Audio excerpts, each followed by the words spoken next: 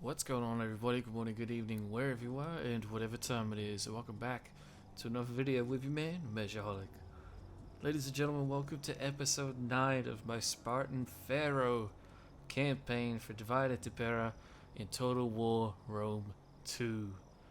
Today, ladies and gentlemen, we will be dealing with our wars and dealing our final preparations for our big upcoming war with the Seleucids. That's right, they are our next big faction that we want to take on. But right now, we are dealing with the Nabateans. They've launched a surprise invasion against us. Thankfully, I was able to recruit a general in the town that they were charging towards.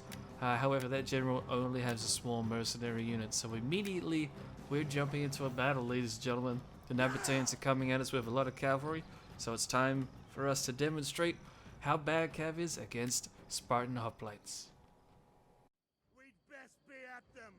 And here they come charging in from the distance. We do have some traps set up in front of them, so hopefully that will help us out. But we have our general's bodyguard of 300 Spartans on the hill. We have some Helot archers in front of him. And then militia hoplites at the front with some Perioikoi hoplites back in the center of town near our objective that we're defending. I knew that there was two armies, and generally when I'm fighting two armies in a town, they always spawn on opposite sides of the map, and this actually will be no exception. We're only facing one army here, the second will be coming in behind us. But right now, we're seeing the enemy cav getting cut down pretty harshly, thankfully. They did run into our traps, although our traps aren't really all that powerful. They'll just get a couple dozen kills at most. It helps out, but it's nothing too crazy. And unfortunately, the majority of their cavalry, including their camels, is skirmisher cabs, so they're going to be getting a lot of free kills on my hoplites. Here's the second enemy army coming in on the southern edge of town here. They are charging in through our small little barricades that we put up. So I'm rearranging my Perioikoi hoplites to receive them appropriately. But thankfully I have my Perioikoi hoplites in reserve, otherwise they would have just charged in behind us and ran into the rear of our lines, which would have been really bad. But again, a lot of their army consists of skirmisher cabs, so they're going to get a lot of free kills on us before they even charge into combat, which is really bad. Skirmishers are basically the bane of hoplites, besides rear chargers, so it's going to be pretty rough on them, but they need to hold the line. Meanwhile, over here at the main attack, we're now fighting the enemy's infantry for the most part. Their cav was eventually defeated by my hoplites and my Helot archers, so that's good. But they do have quite a lot of infantry. And then here, we're seeing a camel unit charging in through a side alley that I didn't even notice was there. And they're actually going to be getting a couple rear charges on several of my units. They're not going to do an insane amount of damage initially because they are just a skirmisher unit. But thankfully I also have my mercenary spear unit that's pretty mobile, and it's definitely not as stiff as a hoplite close by, so they'll be chasing them down. But they are going to come in with a pretty solid rear charge on my main line of Perioikoi hoplites. So we're getting an up close here right now. Those Perioikoi are getting savaged. The rear charge combined with the frontal assault and the insane amount of skirmisher fire, it's really whittling them down. And I'm trying to provide them with some backup, so my spears are getting involved. And I'm now shoring up the hole in our line that was that small alleyway with some hoplites. They send in their heavy spears against us. I believe that's even a hoplite unit, but they weren't in their formation. I'm not entirely certain, but either way, they are a heavy spear unit and they're going to be a bit of a problem for us. And back here where our general is, we're also having to deal with some heavy spearmen combined with light armed spearmen.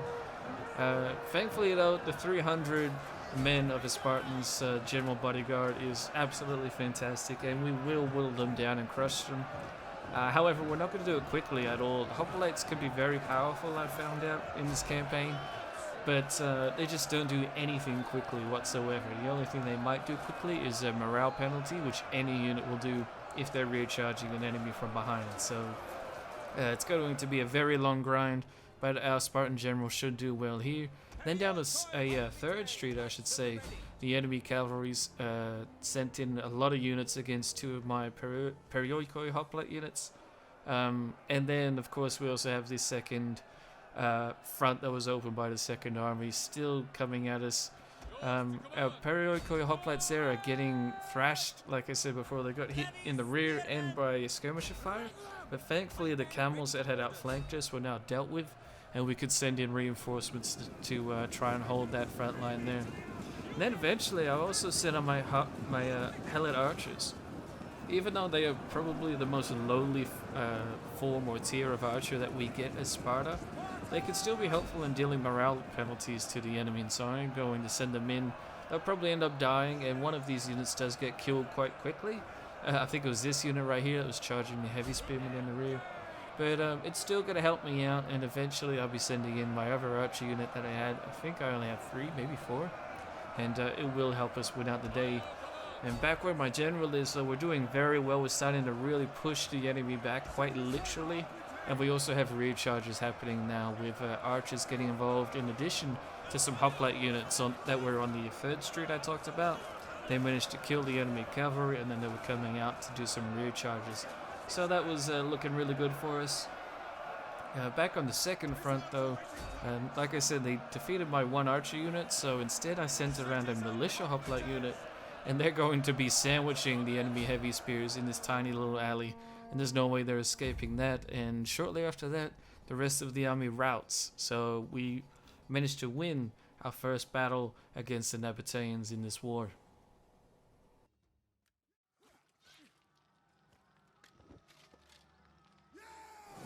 And we wiped out 1 entire army. However, they do have a 2nd army that will escape.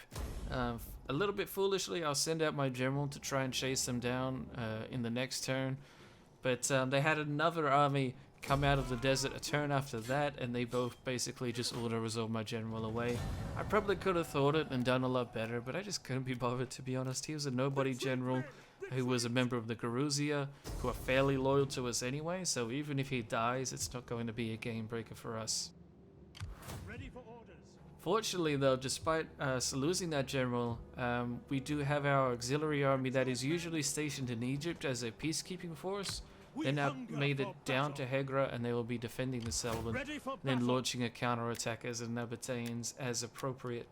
They are very heavily spear focused, so it should be pretty useful against their armies. However, shortly after that, the Nabateans came to me asking for peace, and so what I did was I offered them to be a client state, which they refused.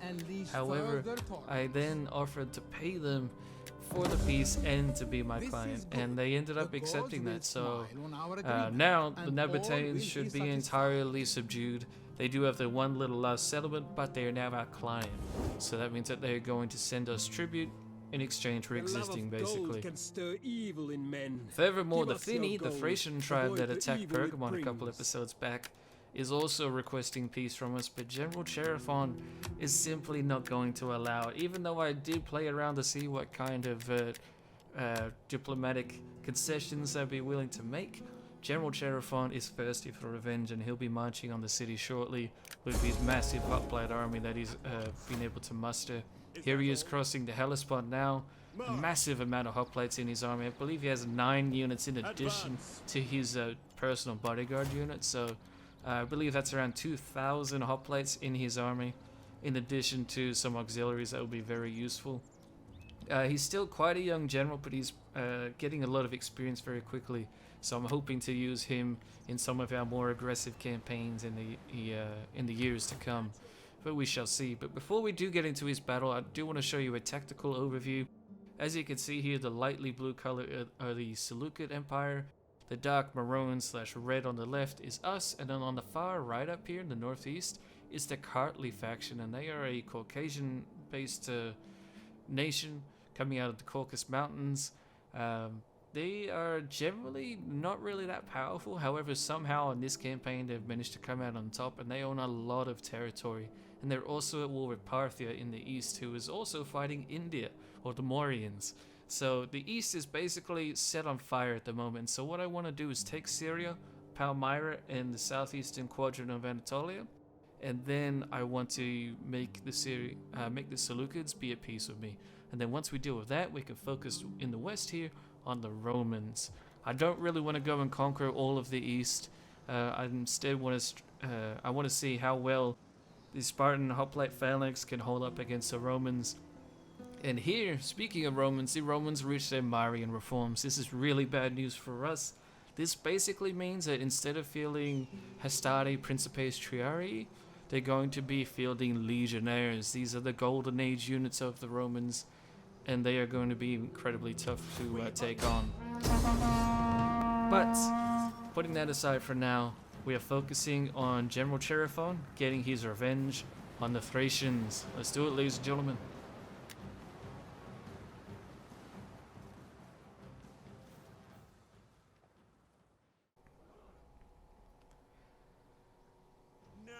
And here is General Chairophon giving us a lovely speech. Now they look down upon you with contempt. So, show them how foolish they are, how misguided, and how the gods Yeah, no mate, you show longer 'em. love them. Yeah, the Prepare. gods don't even love him. There you go. General Chairophon is, of course, at the front of his army in the center, leading his own personal famous 300 bodyguard unit. This is the 300 men that held Pergamon for the Spartan Empire.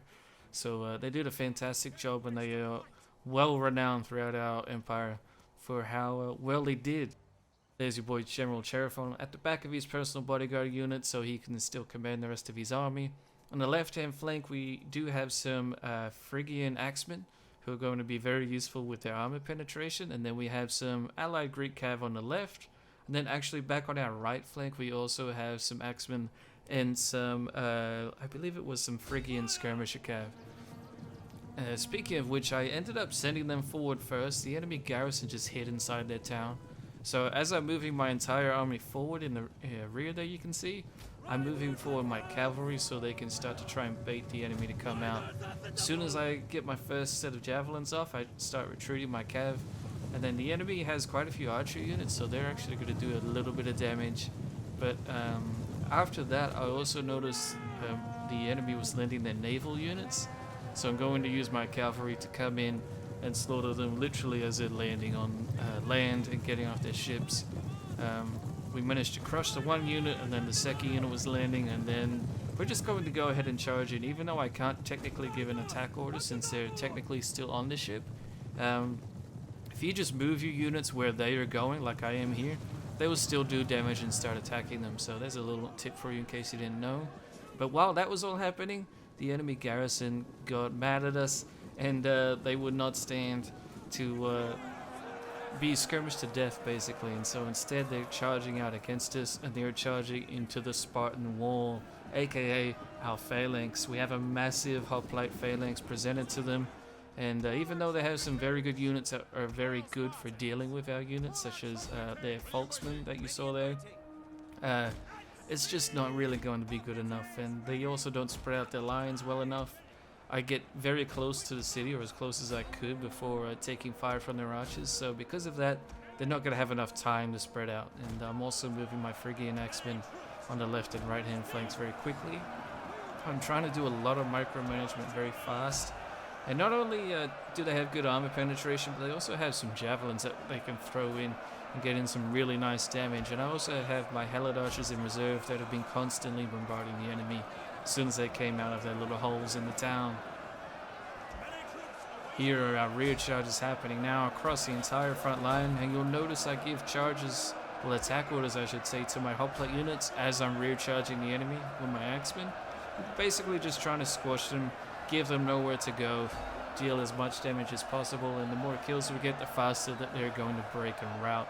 And generally they're routing almost instantly.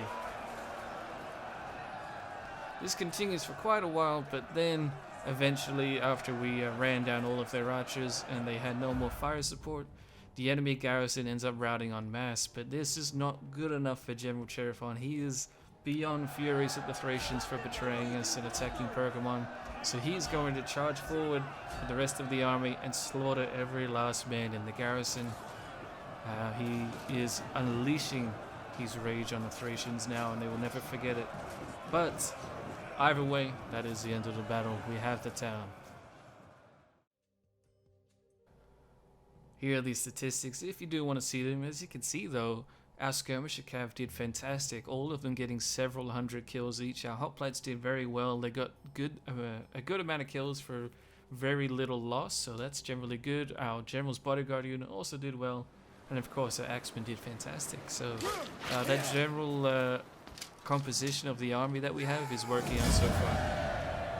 We get a decisive victory. We lose barely over 100 men. Now, I debated for a while on what I wanted to do with the town. I thought about raising it, but I believe when you raise it, it still gives you the town. So instead of doing that, I just liberated it. Basically installed a puppet government, I should say, that will be sympathetic to our cause and will be very open to having diplomatic relations with us. So we get a little buffer state at the Hellespont there, which is very helpful. But now that we have sorted out our pitiful little meaningless wars, now it is time to focus on the Seleucids. So first off, I want to show you my army positions. Down here at Tyros, I have a auxiliary army that has come up from Egypt. I've recruited more units to them. They were stationed in Nabatea, but it's been a few months since that war with Nabatea finished, and now they're ready to go. I also have a navy stationed at Tyros. It is a fairly small navy now. I've cut out a lot of the ships since the upkeep on ships in general is so large, it's insane, and it just wasn't worth it. We have another army here in the southern coast of Anatolia.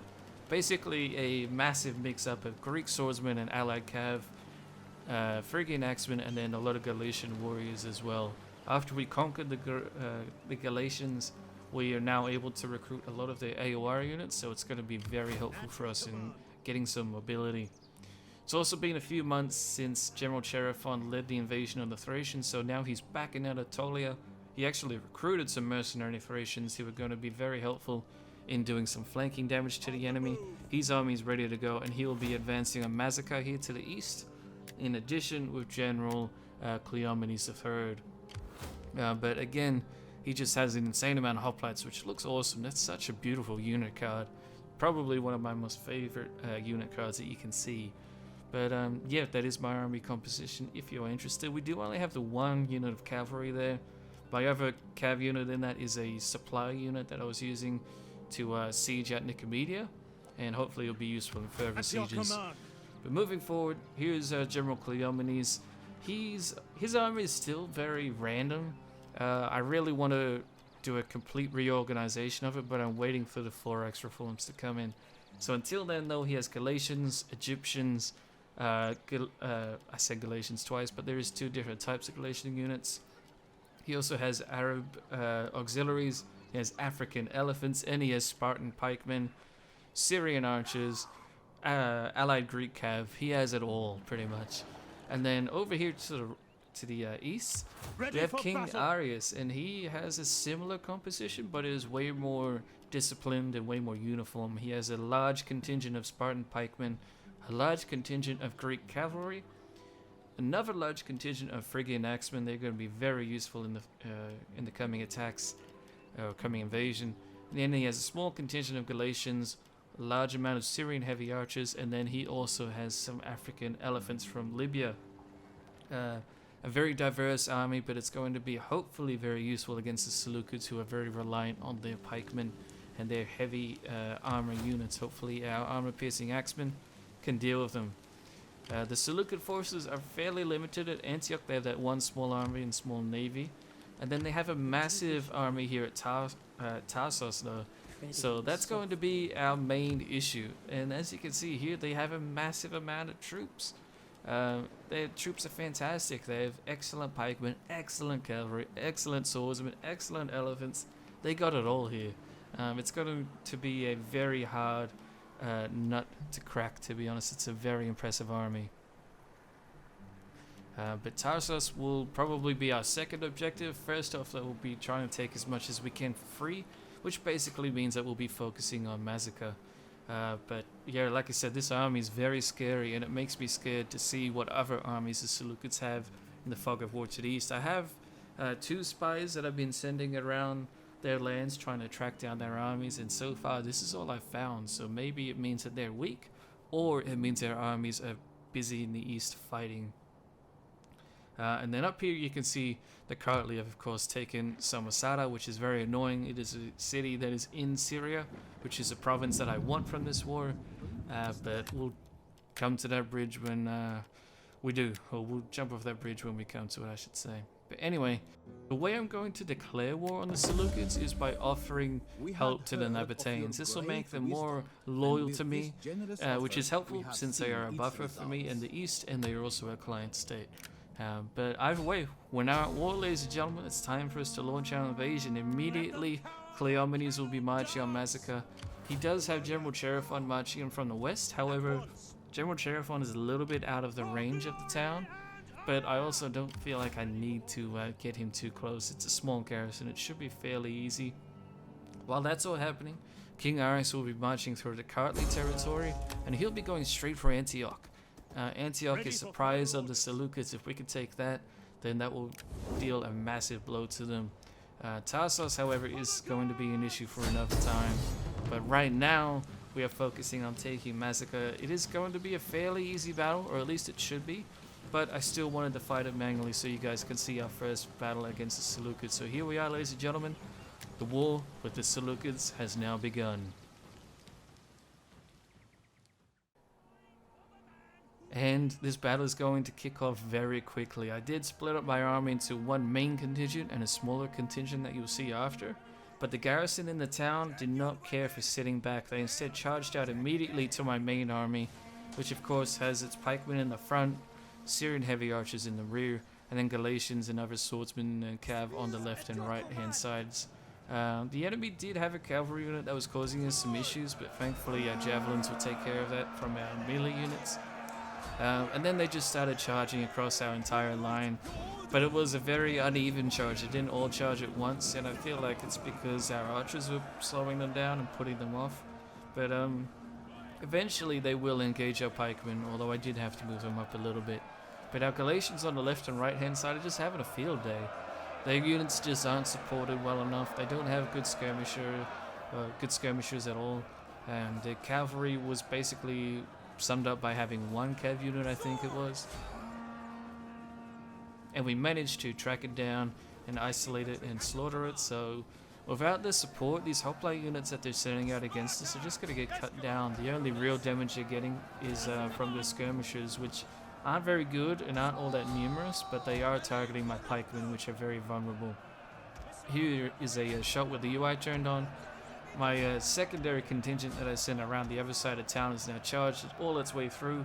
It's a mixture of Galatians and Egyptians, and so they're going to be coming in and doing some very juicy rear charges against the enemy. But you can see we basically have half the enemy garrison surrounded already. We've just been able to outmaneuver them, which kind of shows how I'm very conflicted on whether I want to keep using these pikemen or not. They're just so stiff and hard to use, but I mean, maybe I should keep the army composition, because then we get very nice charges like this. Galatians charging in against a enemy hoplite unit, and this isn't just a militia hoplite unit, I believe. I think it's a little bit more high tier, but it's different for the Seleucids compared to us, since we have the Pariokoi that are above the levies. But the bottom line is, their garrison just gets slaughtered and cut down, and our first battle against the Seleucids goes beautifully. And there we have the fall of Massacre. The first stroke in the war against the Seleucids has been cast, and we will now occupy the settlement. We are defenders of the Greeks, and a lot of the people living here will be of Greek descent, or they'll be at least friendly to Greek rule, and so we're going to be fairly generous in our occupation of the Seleucid territory.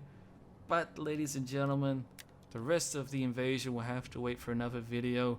I'm planning for episode 10 to be an hour-long special, so hopefully we can finish the Seleucid War and then move on to our final big bad boss, the Romans. Let me know if you have any other late game requests.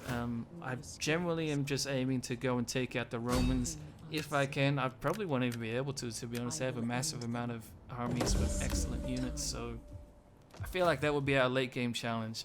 I don't really want to recreate the Empire of Alexander. We could do that, but it's kind of... we're almost done with that already, and we haven't even really been trying. The only difference would be us charging towards Parthia and India. And I'd rather save those eastern campaigns for another campaign. For example, if we did a playthrough of Parthia or something. So let me know your comments down below. Where would you like to see us going for the end game of this campaign, which we are very close to. But until then, ladies and gentlemen, thank you all for watching. Hope you guys enjoyed, and I shall see you in the next one.